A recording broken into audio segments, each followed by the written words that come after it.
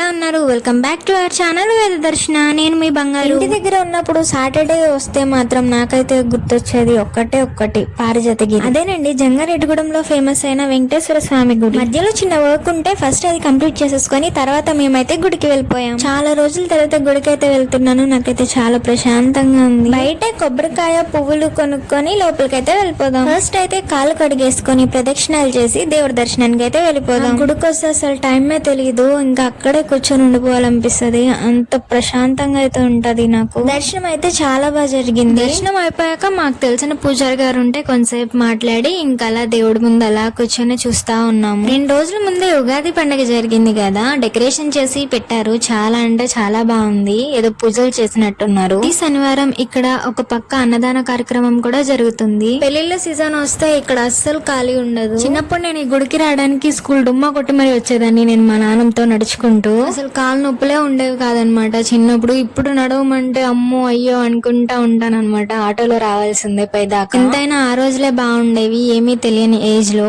ఇప్పుడు అంటే full busy life అయిపోయింది. ఇంటికి స్టార్ట్ అవుదామని బయటకు వచ్చి చూస్తే లొకేషన్ చాలా అంటే చాలా బాగుంది. మొత్తం సిటీ అంతా కనిపించేస్తుంది అనమాట. అట్లా ఒక పిక్ తీసుకొని మేమైతే స్టార్ట్ అయిపోయాం. చాలా రోజులైంది నానమ్మని చూసని నానమ్మ దగ్గరికి అయితే వెళ్ళిపోతున్నాం. ఇప్పుడు నానమ్మకి అసలు తెలీదు మేము ఇంటికి వస్తున్నామని. తనైతే చూడగానే చాలా సర్ప్రైజింగ్ గా ఫీల్ అయింది. చాలా రోజుల తర్వాత కలిసాం కాబట్టి మంచిగా ముచ్చట్లు పెట్టుకొని మళ్ళా మా ఇంటికి అయితే స్టార్ట్ అయిపోయాం. That's it for today's mini vlog. Thanks for watching. సరే మరి వెళ్ళొస్తా.